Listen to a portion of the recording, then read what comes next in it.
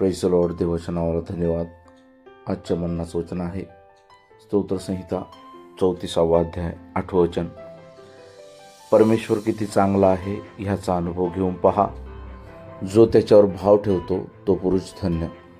बघा, या ठिकाणी देवाचं वचन आज आपल्याला सांगतं की जो व्यक्ती परमेश्वरावर भाव ठेवून राहतो, ज्याला आशाच नाही आहे, ज्याला आशा आहे की परमेश्वरच मला सगळ्या गोष्टी देणार आहे, ज्याला आशा आहे की परमेश्वराच्या द्वारेच माझ्या सर्व कार्यसिद्धी होणार आहे, सर्व गोष्टी मला परमेश्वराच्या द्वारेच मिळणार आहे, त्याच्या जीवनामध्ये परमेश्वराची अनुभूती आहे, त्याच्या जीवनामध्ये परमेश्वर कार्य करणार आहे. परमेश्वर जो आहे त्यापेक्षा मोठा कोणी नाही आहे.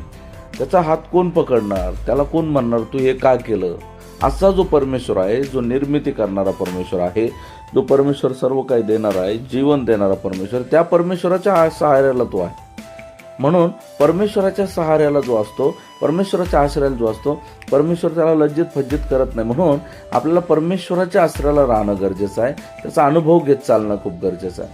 आणि ज्यांनी त्याचा अनुभव अजून घेतलेला नाही ना, परमेश्वर त्याला म्हणत आहे परमेश्वर किती चांगला आहे याचा अनुभव घेऊन पहा. आज गरजेचं आहे.